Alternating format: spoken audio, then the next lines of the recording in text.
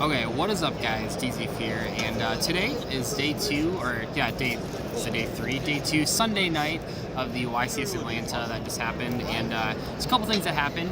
I entered a structured deck tournament. Now, there's a few things about structured deck tournaments that some people don't know. They're not technically required to give you the most recent structure deck, and in fact, they didn't do that for this one. I thought they would. Soulburner is like really popular, and Soulburner was like the structure deck mat that they were giving out, so I really thought that they would do Soulburner, and that's kind of what I thought was going to happen. I remember looking through the list beforehand, because like it plays a lot differently, because there's no Sunlight Wolf in the Soulburner structure deck, so you gotta do like crazy stuff. So I was expecting that, and that didn't happen. We sat down, and they gave us Blue Eyes structure decks from 6 years ago, the one that had Maiden of with Eyes of Blue, which we're going to profile in today's video. Really important deck profile.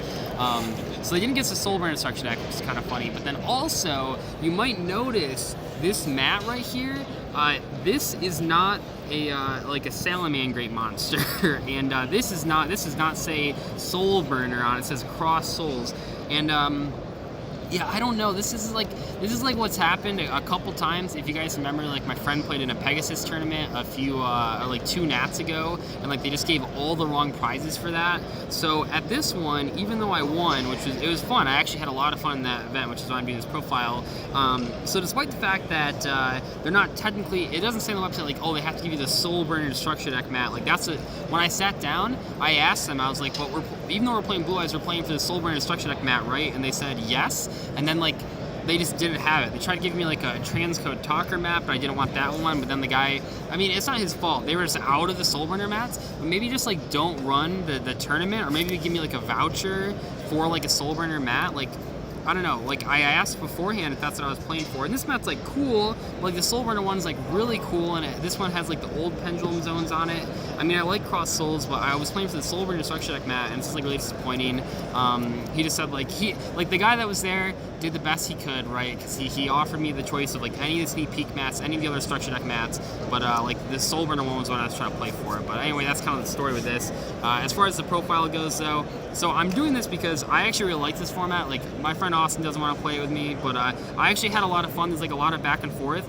Surprisingly, like 39 of the cards are playable, so that's kind of cool.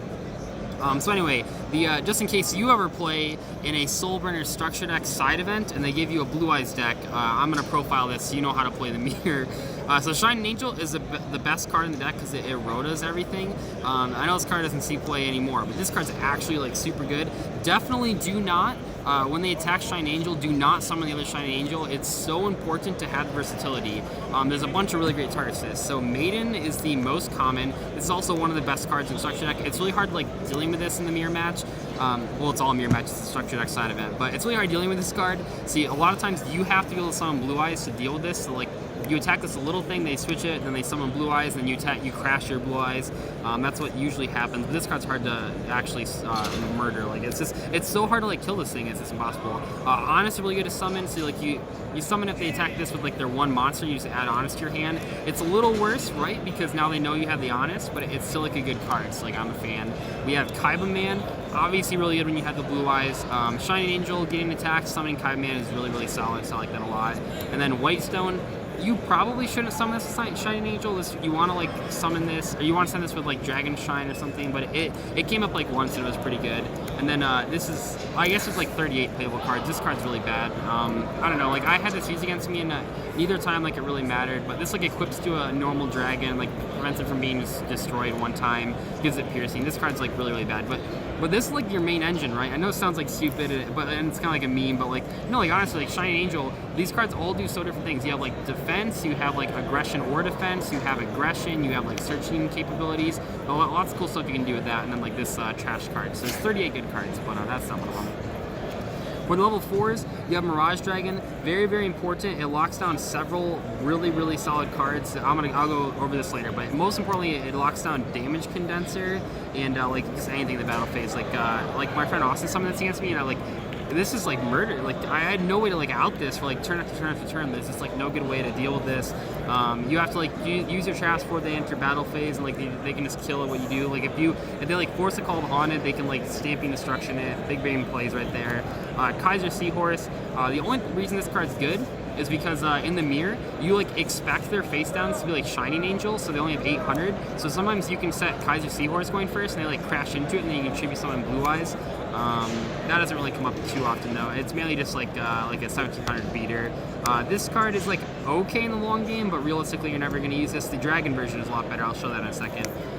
These two that are just literally normal monsters. Normal is actually a huge deal in this deck though. You have a lot of cards that synergize with normal monsters. It's very, very important. You have Silver's Cry. You can bring these back with the Azure Eyes because that just requires a normal monster. So these cards are actually really important and they're not like a bad effect monster. Being a non-effect monster is really, really helpful instead of just being like a bad effect monster.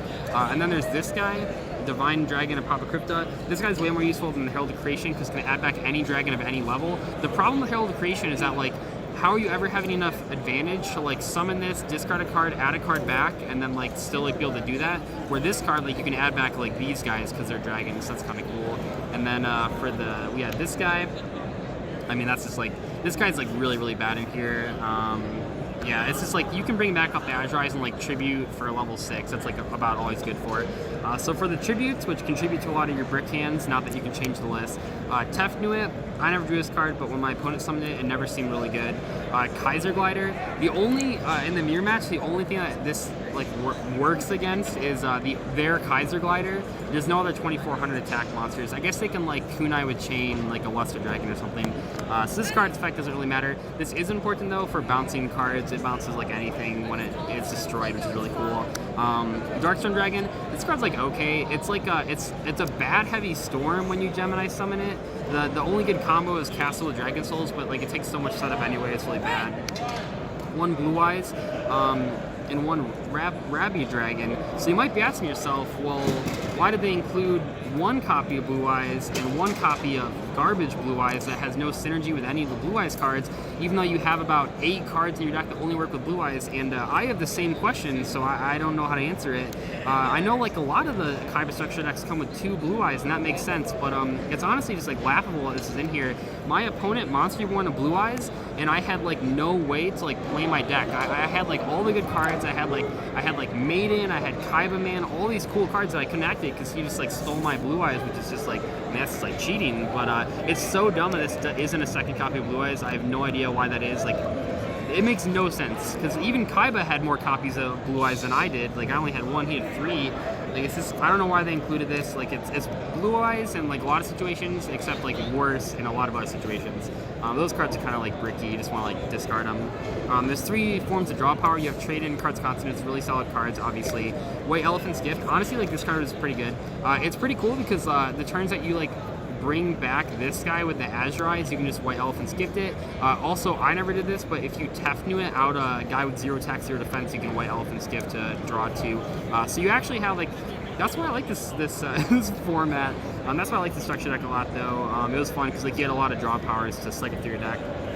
You had a bunch of like really, really good spells and traps actually. So Dragon Shine really solid, Solar's card really good, 1-for-1, Econ, Monster Reborn, Soul Exchange. These cards are all super versatile, very good cards. All of these cards have actually seen competitive play in the TCG, as well as like these cards have. So like you just have so many cards that actually saw like competitive play.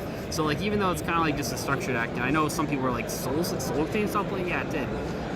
Look at Old School Yu-Gi-Oh! Monarchs used to play that card, but yeah, you just have like good cards in here, so that's kind of funny. And then you had Swords, which is like, there's like only like 2 outs to it. It's just like these 2 cards, so this is like really good to just like stall infinitely. These cards are like okay. Stamping Instruction is pretty good. This card's like, there's never any cases unless you have exactly Tefnuit where this card's like the right call. And then you have I guess this card is playable, so I won't say there's only 37 good cards in the deck, but this card, like, it gets in there. It's good for, it's gonna sound dumb, this card's good because it clears Shining Angel, and then this is the worst card in the entire deck.